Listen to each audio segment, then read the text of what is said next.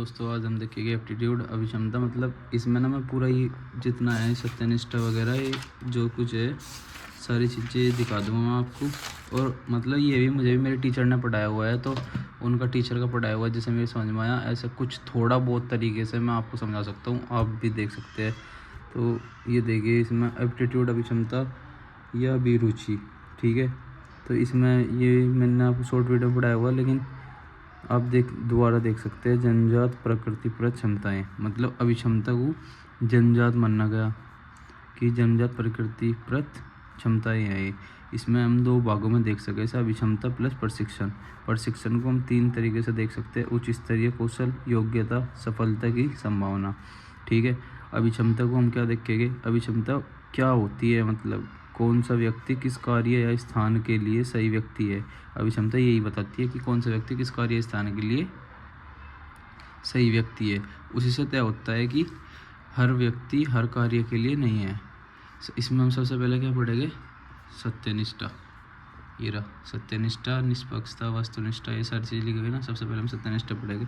सत्यनिष्ठा में हम क्या क्या देखेंगे, सत्यनिष्ठा क्या है, परिभाषा क्या है, आशय क्या है, प्रकार क्या है, उदाहरण क्या है, सत्यनिष्ठा बनती कैसे है, सत्यनिष्ठा की चुनौतियाँ, संकट क्या है, समाधान क्या है, सत्यनिष्ठा का महत्व क्या है, प्रासंगिकता क्या है, ठीक है। और कुछ अजीब लगे तो आप बुक से पढ़ सकते हैं अपनी किसी भी, और बाकी कुछ पूछना हो तो आप कमेंट कर सकते हैं नीचे। अब यहाँ आ जाओ, सत्यनिष्ठा क्या है। सत्यनिष्ठा पहले इसके इंग्लिश वर्ड से देखेंगे, इंटीग्रिटी से, ठीक है। ये चलो आपको पहले इससे दिखा देता हूँ, हिंदी वर्ड से देख लो अब, जिससे हम समझ ले। ये रहा हिंदी वर्ड हमारा, इसका मतलब नैतिक आदर्श, अटूट, अडिग निष्ठा, ठीक है। नहीं, इसका सत्यनिष्ठा का मतलब होगा नैतिक आदर्श या अटूट अडिग निष्ठा, जिससे किसी एक से अधिक संगत नैतिक आदर्श के प्रति अटूट निष्ठा ही सत्यनिष्ठा है, ठीक है। नहीं, तो सत्यनिष्ठा का आशय क्या है, अपने कर्तव्य के प्रति अडिग निष्ठा या समर्पण। जिस समर्पण का भाव होता है ना, जैसे कि हम किसी चीज़ के लिए पूर्णतः समर्पित कर देते हैं, समर्पण करते हैं, इस तरह। तो अब इसे इंग्लिश में का वो देख लो, इंटीग्रिटी से इंटीग्रास या इंटीजर दोनों देख सकते हैं। इंटीग्रास से बनना है योग, समग्रता, संगतता, ठीक है। नहीं, इंटीजर से देख लो पूर्णांक, होलनेस, ये तो सब नहीं पढ़ा होगा। तो भाई होलनेस पूर्णांक, हिंदी इसकी पूर्णांक, ये तो पता ही है। इसके बाद ये देख लो, इसका मतलब क्या है, संपूर्णता, संगतता, समग्रता या संपूर्णता, ये सारी चीज़ एक ही है। इसे हम क्या देख सकें, मनसा, विचवाचा, कर्मना, मतलब कर्म करना, एक्ट, पहले थॉट, फिर स्पीच, फिर एक्ट, इन तीनों को मिला के एक रूपता बनती है, विचार, वाणी, कर्म, ठीक है। नहीं, विचार हमारे कैसे हो, नैतिक विचार, मनसा, ठीक है। कथन करनी में एक रूपता होनी चाहिए, जो हम कह रहे हैं वो ये मैं करना, ये मैंने आ लिखा हुआ है। अब ये देख लो, सत्यनिष्ठा संगतता है, दो विरोधी विचार, दो विरोधी हित या दो विरोधी वाणी या कर्म, दो विरोधी जो भी है वो इनका एक साथ न होना, क्योंकि स्वहित लोकहित जो बीच में टकराव हो जाएगा, इस टकराव तो सत्यनिष्ठा नहीं है। टकराव होते के साथ सत्यनिष्ठा नहीं हो सकती। जैसे ये देख लो, वर्ण व्यवस्था के समर्थक, लोकतांत्रिक, दोनों में एक साथ नहीं हो सकते। ये तो लोकतांत्रिक हो गया, वर्ण व्यवस्था हो गई। लोकतांत्रिक या पितृसत्तात्मक सोच का समर्थन नहीं हो सकता एक साथ, या तो पितृसत्तात्मक सोच का समर्थन होगा या लोकतांत्रिक होगा। तो इस तरीके से हमेशा देख सके। बाकी मैंने आपको हिंदी वाला ये वर्ड है, हिंदी में मैं ये बता दिया मैंने आपको, इसके आगे चल रहे हो। इसका संदर्भ देख लो, संदर्भ क्या है, संदर्भ इसके हम इससे देख लेंगे, लोक सेवक या राजनेता, इनके संवैधानिक आदर्शों के प्रति अटूट निष्ठा होनी चाहिए। चिकित्सक, चिकित्सीय नैतिकता के प्रति अटूट निष्ठा होनी चाहिए, मतलब जो चिकित्सा करे, मतलब जिसका इलाज करे जिस भी पेशेंट का, उसमें सबकी अपनी अलग अलग हो है। सैनिक की राष्ट्रहित की सर्वोच्चता की स्वीकार करना चाहिए, जो राष्ट्रहित की सर्वोच्चता है उसे स्वीकार करना चाहिए, ठीक है। नहीं, क्योंकि अब जैसे सैनिक है, सैनिक तो वही अपने राष्ट्र हित के लिए वो करेगा, लड़ाई करेगा या जंग पे जाओगे, जो भी करेगा अपना कार्य करेगा। अब वो वहाँ से हट नहीं सकता। और ये लोग जो है राजनेता हो गए, लोक सेवक हो गए, सिविल सेवक हो गए, ये लोग संवैधानिक आदर्शों के प्रति अटूट निष्ठा रखनी चाहिए। मतलब जो संविधान है, जो लिखा हुआ संवैधानिक कार्य जो है, आदर्श जो है, उसके प्रति अटूट निष्ठा होनी चाहिए उनकी, उस पर कार्य होना चाहिए। अब इसका कार्य अलग हो गया, इसका कार्य अलग हो गया, लेकिन दोनों के कार्य अलग अलग है, लेकिन निष्ठा मन में करने की अपने कार्य की होनी चाहिए। ये संदर्भ है इसका। अब जैसे डॉक्टर है, डॉक्टर जरूरी नहीं है कि गरीब मरीजों का इलाज करेगा, वो अमीर का भी कर सके, गरीब का भी कर सके, जहाँ से ज़्यादा पैसे मिलेगा वहीं तो जाओगा। जैसे सरना में बताया था कि अब एक डॉक्टर है कि वो वहाँ जाओगा, डॉक्टर है, उसे एक जगह 30 लाख रुपए मिल रहे हैं, एक जगह उसे 10 लाख रुपए मिल रहे हैं, तो वो 30 लाख रुपए वाली जगह 30 लाख रुपए वाली जगह जा सके। लेकिन उसे जो वो अपने पेशेंट का इलाज करेगा ना, वो इलाज उसका सही होना चाहिए, उसमें उसकी निष्ठा होनी चाहिए, आत्मसमर्पण जो है उसमें उसका सही होना चाहिए कि डॉक्टर को भगवान का रूप माना जा, कि वो उसे बचावे ज़रूर, लेकिन वो 30 लाख वाला चुन सकता है। ऐसा नहीं है कि वो 10 लाख वाले में ही जाओगा, गरीब का ही करेगा, नहीं, वो गरीब का करो चाहे अमीर का करो। पेशेंट का तो खैर पता नहीं होता, क्या पता गरीब पेशेंट या अमीर वाले हॉस्पिटल में जा रहा हो, तो इसलिए उस चक्कर में तो नहीं कह सकते हम पेशेंट कह सके कि हाँ सैलरी वाला जहाँ मैटर है उसका, तो सैलरी वाला एक्स्ट्रा कर सकता है, लेकिन ये नहीं कर सकता कि अपने पेशेंट को बेकार कर दे या उसे गलत दवाई दे दे, उसे सही चीज़ें देगा। तो ये है इसका, सबकी अपनी अपनी जगह अपनी अटूट निष्ठा होनी चाहिए, बस बात ये है सारी। सत्यनिष्ठा के पक्ष विपक्ष के उदाहरण देख सकते हैं आप। सत्यनिष्ठा के पक्ष के उदाहरण 2 उदाहरण देख लो, बाकी सर ने तो 4-5 लिखवाए थे जो, लेकिन जो मैं बता रहा हूँ वो आप ये देख लो। सत्यवादी राजा हरिश्चंद्र थे ना, उसकी कहानियाँ आपने सुनी होगी कि भाई अपने कर्तव्य पे अटिग रह गए थे, तो कर्तव्य का पालन था उनके जीवन में, व्यक्तिगत हित था, लेकिन उन्होंने कर्तव्य का पालन चुना था, पदीय कर्तव्य, इसमें टकराव हो रहा था उनका भी कि कर्तव्य चुने वो सुने। राजा हरिश्चंद्र ने उनका सब कुछ चला गया था, उनके बेटे को किसी उसने काट लिया था सांप ने, तो वो जब उनके पास उसकी पत्नी ले गई तो उससे जैसे शमशान घाट में ले गई, तो वहाँ पे राजा हरिश्चंद्र के पास कार्य यह था कि वो अपने कार्य को पूर्णतः करे, और जो वहाँ मतलब उसके लिए आते थे लोग अपने क्रियाक्रम करवाने के लिए, तो उस वहाँ से वो पैसे लेता था, तब वहाँ क्रियाक्रम कर सके थे। तो उसकी पत्नी आई और उसकी पत्नी अपने बच्चों को ले गई, लेकिन लड़का तो राजा हरिश्चंद्र का भी था, क्योंकि जब उसकी पत्नी है तो वो उसका बच्चा है। और इस चक्कर में लेकिन राजा हरिश्चंद्र ने क्या किया, उस टाइम पे वहाँ अपने कर्तव्य का पालन किया उन्होंने ये नहीं देखा कि मेरा बच्चा है या क्या है। तो ऐसा इन बीच में इसके व्यक्तिगत हित कर्तव्य के बीच में टकराव हुआ था, तो उन्होंने अपना कर्तव्य चुना। यही सत्यनिष्ठा है, ये इसका पक्ष है कि भाई सत्यनिष्ठा का पक्ष लिया ना उन्होंने, अपना कर्तव्य चुना, अपने बेटे को नहीं देखा, क्योंकि अगर कर्तव्य है तो बेटा भी उस कर्तव्य में वही है, और फिर पूरी जनता भी वही है। अगर वो सबसे पैसे लेगा तो उससे भी पैसे लेगा जब भी करवा सकेगा उसको क्रियाक्रम, तो इसलिए उन्होंने कर्तव्य का पालन किया, ना कि व्यक्तिगत हित का। भगत सिंह को देख लो, भगत सिंह के नैतिक आदर्श, माफ़ी मांग कर वे अपनी जान बचा सके थे, उनके पास माफ़ी मांग कर जान बचाने का अवसर था उस टाइम जब उन्होंने अंग्रेजों से पकड़े गए, वे सारी चीज़ हुई, वो सारी आपको पता ही है। तो लेकिन उन्होंने अपने नैतिक आदर्श चुने, उन्होंने माफ़ी नहीं मांगी, उन्होंने फांसी खाई। वे जब उन्होंने बम फेंका था वहाँ जज के उसमें कोर्ट में, जब बम फेंका था वहाँ से भाग भी सके थे, लेकिन नहीं भाग गए, क्योंकि उन्होंने वे आंखें खोलनी चाह रहे थे, और उस टाइम भी उन्होंने अपने नैतिक आदर्श का चयन किया, वरना माफ़ी मांग के बच सके थे, लेकिन वो बचे नहीं। उन्होंने अपना वो रखा कि नहीं, मैं अपने नैतिक आदर्श पर टिका रहूँगा। तो यही सत्यनिष्ठा का पक्ष है भाई। अगर अपने नैतिक आदर्श पर आपको टिका रहना, ये नहीं देखना फिर आप कर क्या रहे क्या नहीं कर रहे, नहीं, नैतिक आदर्श होने चाहिए आपके पूरे विपक्ष में, आप सब इसे देख सको। सबसे मेन इसका तो सबको ही पता होगा, पूजा खेड़कर नकली डॉक्यूमेंट से यूपीएससी क्लियर करा था। नकली नहीं मतलब जैसे भी डॉक्यूमेंट बनवाए थे उसने, लेकिन वे गलत ही थे, ठीक है, नहीं नकली बोल सके उन्हें, फर्जीवाड़े से ही तो यूपीएससी क्लियर करते हैं, ये इसका सबको पता।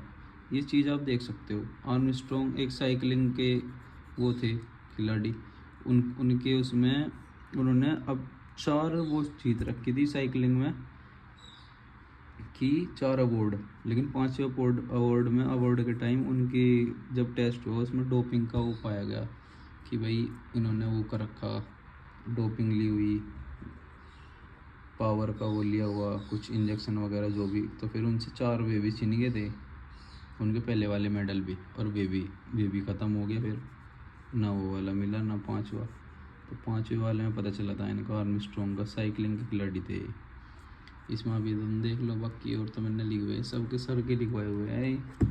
बस जैसे मैं पढ़ता हूँ तो ऐसा वीडियो अपलोड कर देता हूँ, आप लोगों को भी दिखा देता हूँ। मैंने यूनिट 3 से ही पढ़ना शुरू किया, उससे पहले मैं घर गया हुआ था तो मैं समझ नहीं पाया सब कुछ, ना पढ़ पाया। अब आप इस पर आ जाओ। सत्यनिष्ठा कितने प्रकार की है?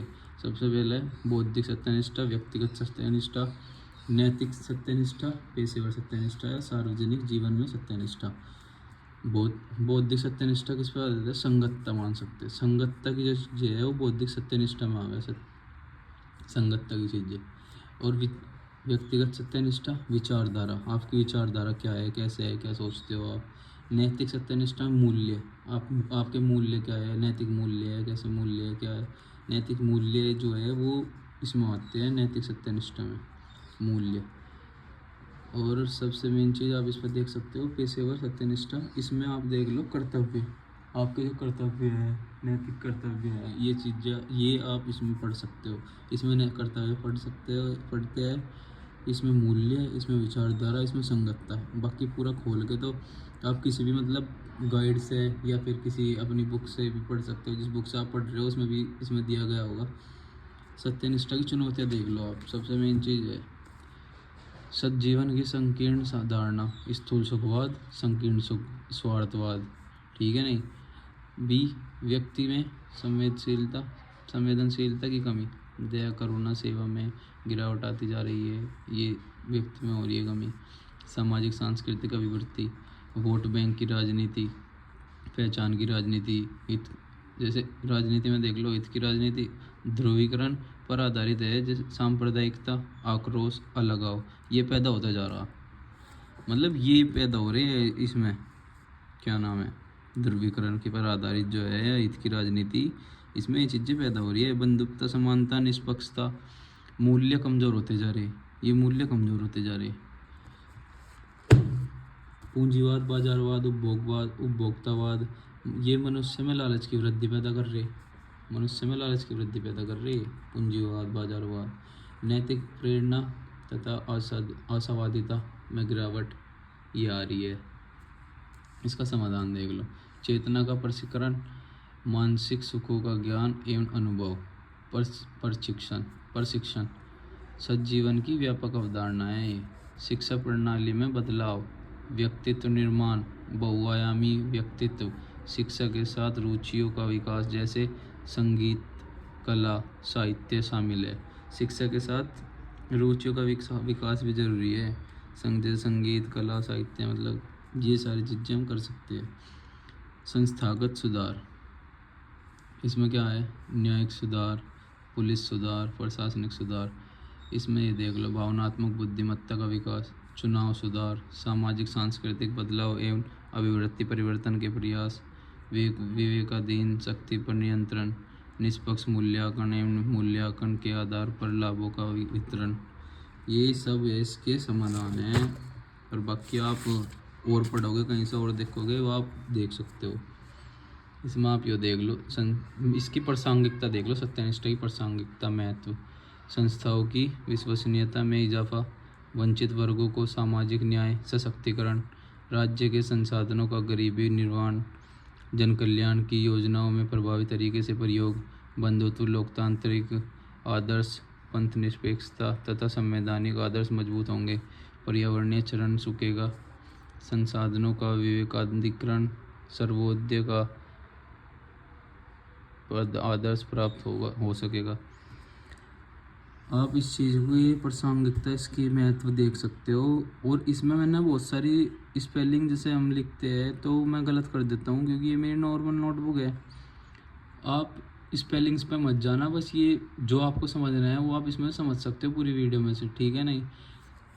ये ज़रूर करके देखते रहना। ये मैंने लिखा हुआ था पहले ही, ये आप अपना होमवर्क मानना है, ये सबका मतलब करते रहना भाई, PYQ वगैरह, तभी कुछ समझ में आ पाएगा, वरना तो ऐसे ही हो जाएगा। और मैं आपको सबसे मेन चीज़ बता दूं कि अगर आप कभी ये देखो कि भाई ये है कि इनका तो कुछ समझ में नहीं है, अलग है, ये मैटर है, तो आप बुक से भी देख सकते हो इस सारी चीज़ों को। कभी आप सीधा ये सोचो कि नहीं यहाँ से ही करे सब कुछ, ये बस ये है कि आप एकदम से शॉर्ट नोट्स तरीके से पढ़ सको।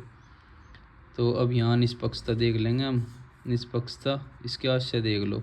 पूर्वग्रहित चेतना, पहचान के आधार पर भेद न करना, मतलब जैसे पहचान, लिंग, जाति, धर्म, उद्भव, जन्म स्थान, आर्टिकल हमारे 15(1) 16(1) में नहीं दिया हुआ, ये वही है। इस पर पहचान के आधार पर इसमें भेदभाव नहीं करना। तार्किक एवं तथ्यात्मक आधार पर निर्णय करना, क्षमता मूलक व्यवहार करना, सभी मनुष्य को साध्य मानना, ये आशय है इसके निष्पक्षता के। गैर तरफदारी को देख लो। राजनीतिक दलों से तटस्थता, विचारधारात्मक तटस्थता, संविधान के अतिरिक्त अन्य किसी राजनीतिक विचारधारा का समर्थन न करना। और जी इसमें देख लो, राजनीतिक दलों से तटस्थता, सभी दलों से समान दूरी तथा सभी राजनीतिक दलों का समान महत्व, मतलब कि सभी दलों से समान दूरी बनाए रखना। एक सिविल सेवक को देख लो, उसे वो किसी से अंश से मिल नहीं सकता प्रेम से, अगर उसकी नैतिकता देखी जाए तो उसे दूरी बना के रखनी चाहिए। ऐसे नहीं कि भाई वो घर से घरेलू संबंध बना रहा है, ये कर रहा होगा, नहीं, अलग। पार्टी एवं सरकार में भेद करना, पद एवं व्यक्ति में अंतर करना, ये सारी चीज़ें राजनीतिक दलों से तटस्थता है। अब आप देख सकते हो सहानुभूति, समानुभूति, करुणा। सहानुभूति संवेदनशीलता का वह स्तर जिसमें किसी व्यक्ति या वर्ग, इसे आप छोड़ दो, आप इससे समझो सहानुभूति है जैसे हमें कोई एक व्यक्ति है, उसका घर टूट गया, एक व्यक्ति है उसका घर टूट गया, जैसे घर टूट गया तो दूसरा व्यक्ति आओगा उसके पास, तो वो उसे सहानुभूति देगा कि भाई कोई बात नहीं, चलो कोई नहीं है, ये वो है, लेकिन उसकी बस इतना ही समझेगा कि सहानुभूति दे सके वो उसे, उसकी ना कोई मदद करने का, ना उसके लिए कोई अपना आप को नहीं रखने का उसकी जगह, जैसे अपना आप को रख कर सोचने लगे ना उसका दुख मेरा दुख, ऐसा कुछ नहीं होने का, ये सहानुभूति है, बस वो सहानुभूति दे सके। जैसे कोई बोल दे ना कि हम तुम्हारी बातों पे सहानुभूति से कार्य करने का प्रयास करेंगे, हमें बहुत सहानुभूति है ये। और समानुभूति वो है, ये जो डेफिनेशंस है ये तो आप खुद देख सकते हो, आप सिर्फ ये समझो कि बता क्या रहे हैं। सब समानुभूति, सहानुभूति सिर्फ आप सहानुभूति दे सकते हो इस इंसान को, समानुभूति आप इसकी जगह अपना आप को रख कर सोचने लगे, तो आप इसके समान सोचने लगे, मतलब कि यार अगर मेरा भी घर टूट गया ये वो, तो ये चीज़ें सोचने लगे आप, ये समानुभूति है। आपकी सोच यहाँ तक वो इतनी थोड़ी और ऊपर उठ के ये हो गई कि यार दुख, वो आपको भी दुख होने लगा इसका, तो आप इस दुख में, समानुभूति में आप इसके जैसा सोचने लगे कि जैसे इस पे बीत रहा है ऐसा आप पे बीत रहा, लेकिन फिर भी लेकिन आप इसकी मदद नहीं कर रहे, या कर भी सकते हो। तो समानुभूति में ये है कि आप इसकी मदद कर भी सकते हो या नहीं भी कर सकते, लेकिन आपको दुख बहुत है इसका, समझ गए ना, इसका आपको दुख तो बहुत है, लेकिन मदद का नहीं पता, आप कर भी सकते हो नहीं भी, तो इसमें मदद कर भी सकते हो, आप नहीं भी कर सकते। इसका दायरा पहचान तथा निजी संबंध तक सीमित होता है। तो इसमें कहाँ है संभाव्य, संभाव्य होती है, मतलब तुम इसमें क्रिया कर भी सकते हो नहीं भी कर सकते, तुम इसकी मदद कर भी सकते हो नहीं भी कर सकते, लेकिन तुम्हें दुख बहुत है इसका, तुम समान दुख महसूस कर रहे। करुणा सबसे संवेदनशीलता का उच्चतम स्तर है, क्योंकि इसमें ना आपको इतनी पीड़ा हुआ है, जैसे इसे जितनी पीड़ा है ना इस व्यक्ति को टूट, इतनी पीड़ा आपको है, इससे ज़्यादा तो आपको सेवा का भाव आ गया मन में। और उस सेवा का भाव ना आप उसमें जाति देखते, ना उसमें धर्म देखते, ना उसमें पक्षी देखते, ना पशु देखते, आपको इतनी करुणा आ जाए उसके ऊपर कि आप उसकी मदद करोगे ही, आप इसकी कुछ ना कुछ ज़रूर मदद करोगे। जैसे कोई पक्षी मर गया, आप या मर नहीं रहा, या वो थोड़ा जिंदा है या थोड़ा होश में आ सके, तो आप उसके प्रति इतनी करुणा आ गई, आप उसे लेकर जाओगे डॉक्टर के, तो ये करुणा का भाव है। स्थायी चेतना है, स्थायी मूल्य। इसमें मनुष्य, मानव, पक्षी सब शामिल हो जाते हैं। इसमें कोई ये नहीं रहता कि नहीं कोई एक ही है या कुछ है, नहीं, इसमें आप वो ही हो जाओगे। तो सबसे देख लो, सबसे पहले सहानुभूति। आपको दुख, आप सहानुभूति दिखाओगे बस कि कोई बात नहीं है वो। समानुभूति, आपको इतना दुख होगा कि आप उसकी मदद करना चाहोगे, तो आप कर भी सकते हो, नहीं भी कर सकते हो, उसके जितना ही दुख होगा आपको। करुणा, आपको इतना दुख हो जाएगा कि आप उसकी पीड़ा, इतनी पीड़ा हो जाएगी आपके अंदर भी कि आप उसकी मदद कर ही रहोगे। ये समझ लो बस, यही है और क्या है, सबका अपना मैटर। अब यहाँ देख लो, सहिष्णुता और वस्तुनिष्ठता। सहिष्णुता देख लो, व्यक्तिगत स्तर पर देख लो। अगर सहिष्णुता को इसे हम 3-4 स्तर पर देख सके, आप इस पर फिलहाल इसमें देखो। जैसे मैं आपको बता दूं, हम इसे कितने स्तर पर देख सके। 1 मिनट रुको, मैं आपको बता ही देता हूँ। एक तो हम इसे व्यक्तिगत पे देख सके कि भाई व्यक्तिगत हम क्या कर रहे हैं, क्या नहीं कर रहे। और दूसरा हम इसे देख सकते हैं, 1 सेकंड रुको बस। हाँ जी, सबसे पहले तो आप इसे व्यक्तिगत स्तर पे देख सको। व्यक्तिगत स्तर पे तो आपको ये लगेगा, व्यक्तिगत स्तर पे देखा जाए तो सहिष्णुता, लोगों का सही, दूसरों का सम्मान करना। हाँ, तो ये दूसरों का सम्मान करना सिखाए। व्यक्तिगत स्तर पे क्या करना सिखाए? दूसरों को सम्मान करना और अपना कार्य दूसरों पर ना थोपना। ये व्यक्तिगत स्तर पर दिखाई देता है। और जी, इसे आप सामाजिक स्तर पर भी देख सको, इसे आप सरकारी स्तर पर भी देख सको, अंतर्राष्ट्रीय संबंध भी देख सको। तो इसमें 3-4 चीज़ें हैं जिस तरीके से आप देख सको। लेकिन आप इस चीज़ से समझ लो कि जैसे व्यक्तिगत स्तर पे वो बस इतना दिखाती है कि अपना कार्य दूसरों पर नहीं थोपना, ये चीज़ें करना। जैसे अगर हम इसे नॉर्मल देखें, यूनेस्को की राजनीतिक संदर्भ के अनुसार सहिष्णुता हमारे विश्व की संस्कृतियों की समृद्ध विविधता, अभिव्यक्ति के रूप और मानव होने के तरीकों का सम्मान करती है। ठीक है, नहीं, मानव होने के तरीकों का सम्मान करती है, स्वीकृति और सराहना है।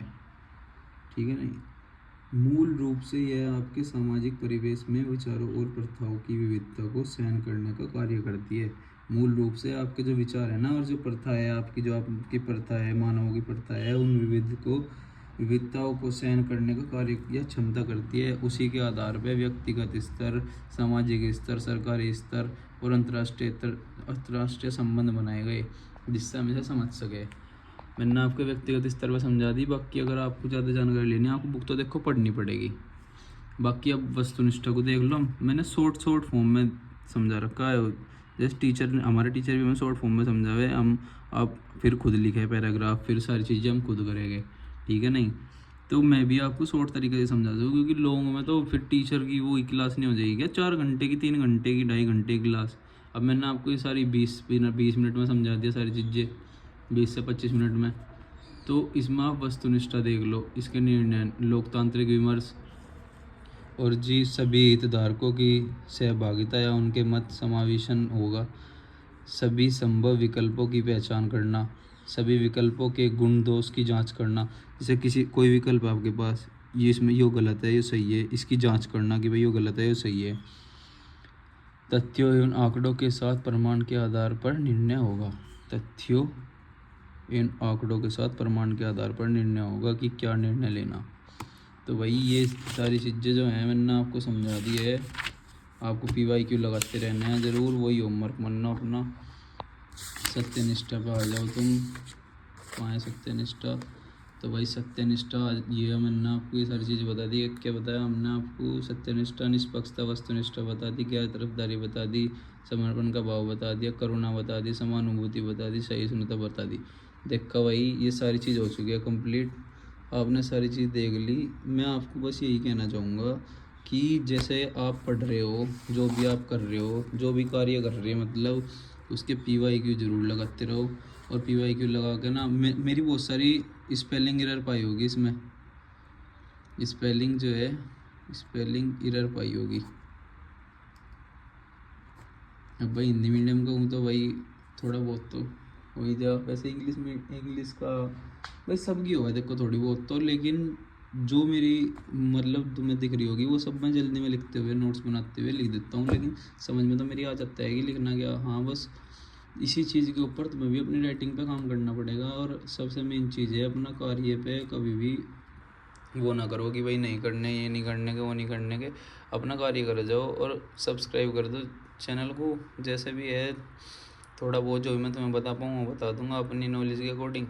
ऐसे ज़्यादा तो मैं भी कोई ज्ञानी नहीं हूँ, मैं भी प्रिपरेशन कर रहा हूँ तो तुम्हें बता देता हूँ, और बाकी जैसा है चल रहा है। लेकिन प्रैक्टिस करते रहो भाई, बिना प्रैक्टिस के कुछ नहीं होगा। और मैं कल देखता हूँ इंडियन ज्योग्राफी की कुछ वीडियो वगैरह डाल दूँ।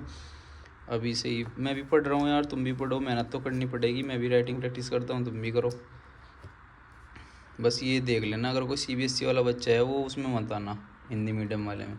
जो मेरी ये स्पेलिंग एरर्स है, ये सारी चीज़ें है, इसी वजह से है। मैं भी सीबीएसई से पढ़ा हुआ, लेकिन बस कुछ कारणों की वजह से मैं हिंदी मीडियम से ही पढ़ रहा।